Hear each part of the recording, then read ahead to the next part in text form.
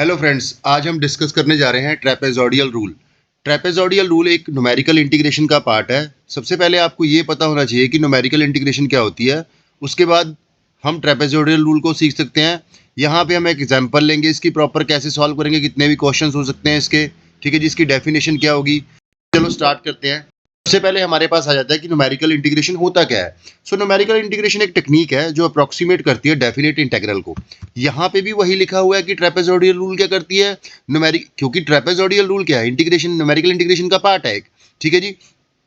सो हम डेफिनेशन देखते हैं यहाँ पे। Trapezoidal rule works by estimating the area under a graph by series of trapezoidal strips. यहाँ पे आप एक ग्राफ देख सकते हैं। चलो जी, यहाँ से पहले डिस्कस करते हैं दोबारा से। यहाँ पे हम एक ग्राफ देख सकते हैं। ग्राफ में क्या है हमारे पास, हमेशा याद रखना न्यूमेरिकल इंटीग्रेशन का यहाँ पे क्या होगा, हमारे पास कोई ना कोई अपर लिमिट होगी, कोई ना कोई लोअर लिमिट होगी। जैसे हमारे पास यहाँ पे जो फॉर्मूला में गिवन है ए से बी तक, ये एक इनडेफिनिट इंटेग्रल है।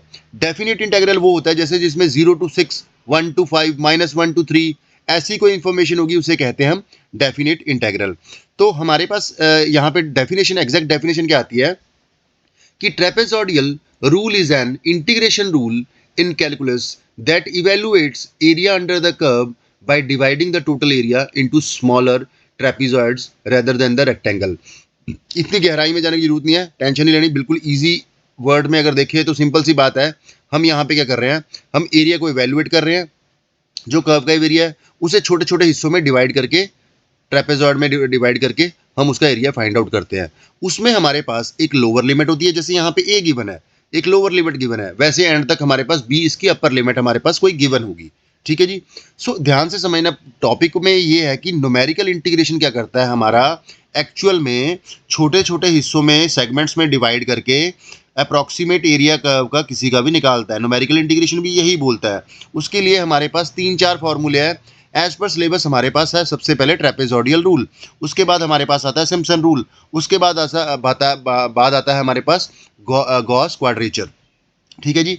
तो इसका एक फार्मूला है जो याद करना भी बहुत इजी है, आगे हम जिसको डिस्कस भी करेंगे कि कैसे इस फार्मूला को याद करना है। हम 3-4 एग्जांपल्स भी लेंगे कि भाई कैसे कैसे ट्रेपेजॉइडियल रूल में कैसे कैसे क्वेश्चन आ सकते हैं, कैसे कैसे हम उसे सॉल्व करेंगे, ठीक है जी। सो स्टार्ट करते हैं, ठीक है जी।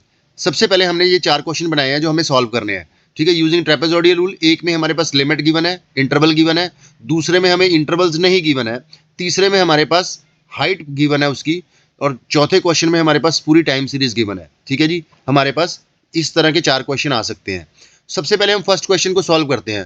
फर्स्ट क्वेश्चन को सॉल्व करने के लिए हमारे पास इक्वेशन गिवन है, मतलब ये देखिए एफ ऑफ एक्स क्या गिवन है, x³ + 1। आराम से समझना इस चीज को।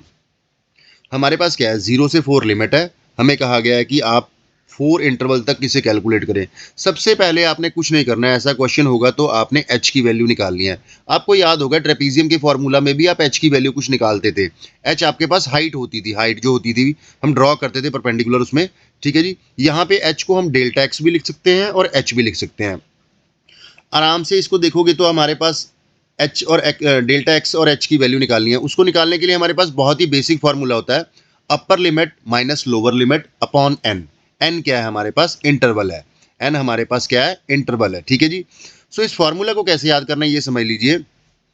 हम यहाँ पे एफ एक्स नॉट भी लिख सकते हैं और वाई भी लिख सकते हैं, मतलब एक्स के रिस्पेक्ट से वाई की वैल्यू क्या होगी उसी को हम एफ एक्स नॉट बोलते हैं। तो जो हमारे पास पहली वैल्यू आएगी और आखिरी वैल्यू आएगी उसको बिना मल्टीप्लाई किए हुए, मतलब 2 से बिना मल्टीप्लाई किए हुए नॉर्मली प्लस कर देंगे, बाकियों को 2 से हम क्या कर देंगे, मल्टीप्लाई करेंगे सभी वैल्यूज को। अभी इसको और देखते हैं। हमारे पास जो फॉर्मूला है यहाँ पे क्या हुआ, h/2 पहली value plus last value plus 2 into जो भी हमारे पास पेंडिंग वैल्यूज है उनका प्लस, ठीक है जी। अब इस क्वेश्चन को सॉल्व करते हुए समझते हैं कि कैसे सॉल्व करेंगे। तो हमारे पास क्या हुआ, ये जो वैल्यूज थी हमारे पास x³ + 1, ठीक है जी, ये इक्वेशन थी, x³ + 1 इक्वेशन थी। तो x की वैल्यू, अब आप कहोगे कि ये 0 1 2 3 4 5 4 तक क्यों लिया हमारे पास, क्योंकि हमें गिवन है कि हमारे पास h जो है 4 इंटरवल है हमारे पास, हमने 0 से स्टार्ट करना है, n-1 तक अपना इंटरवल चलाना है। जब 0 में हमने x³ + 1 की वैल्यू पुट की तो y की वैल्यू क्या होगी हमारे पास, यहाँ पे ये जो वैल्यू है 0, ये है x0 की वैल्यू, जो 1 है वो x1 की वैल्यू है, 2 है x3 की वैल्यू है, 3 है क्या कहते होते हैं अपना x3 की वैल्यू है और ये x4 की वैल्यू है, मतलब x0 1 2 3 4।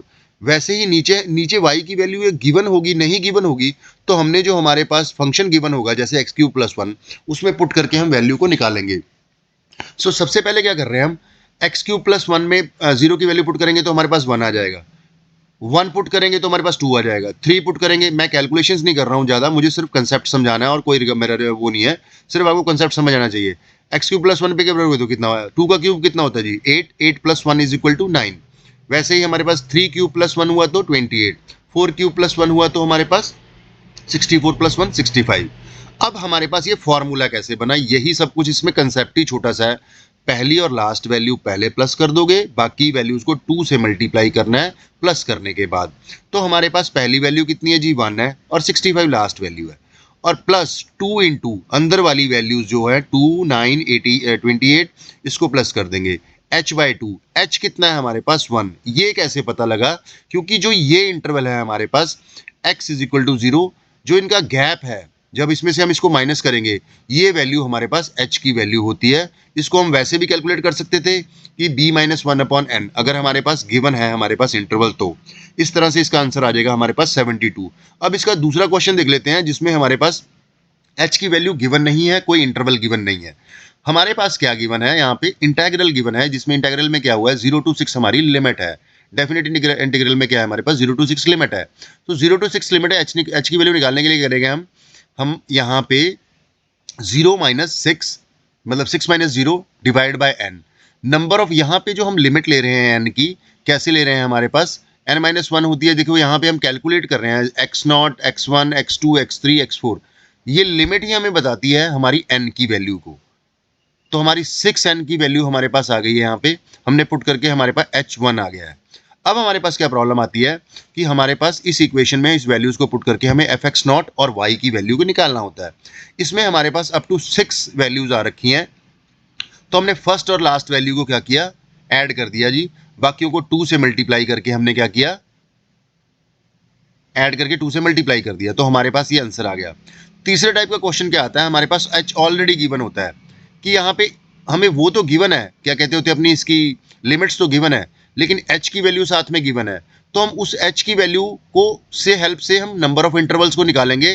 तो 0.5 हमारे पास आता है यहाँ पे h की वैल्यू, तो 0.5, तो नेक्स्ट वैल्यू 0.5 में ऐड करेंगे, 0.5 + 0.5 1 आ जाएगा, तो हमारे पास 2 इंटरवल बने। इस हिसाब से हमने इसकी कैलकुलेशन कर ली है। क्वेश्चंस कुछ डिफिकल्ट नहीं है। तीसरी जो चौथी एग्जांपल थी उसमें क्या लिया है मैंने, एक टाइम सीरीज लिया है, जो भी कह लो कि हमारे पास टेबल में वैल्यूज गिवन है कुछ, उसमें fx की वैल्यू पहले x की वैल्यू गिवन है, y की वैल्यू भी गिवन है, हमने कुछ नहीं किया, जो सारा कुछ ऑलरेडी इसमें गिवन है, लोअर लिमिट गिवन है, अपर लिमिट गिवन है। h की वैल्यू कैसे निकालेंगे, माइनस कर देंगे फर्स्ट x0 को उसमें से, h की वैल्यू हमारे पास 1 आ गई, क्योंकि देखो -4 -3 -2 1 1 का डिफरेंस आ रहा है, और अप टू ये हमारे पास 6, देखो 6 इंटरवल गिवन है हमें, हम इस वैल्यू को पुट करेंगे और हमारे पास आंसर आ जाएगा। यही 3-4 एग्जांपल्स बनती है जो क्वेश्चन में आने के पेपर में क्वेश्चन आने के चांसेस होते हैं। Thank you so much.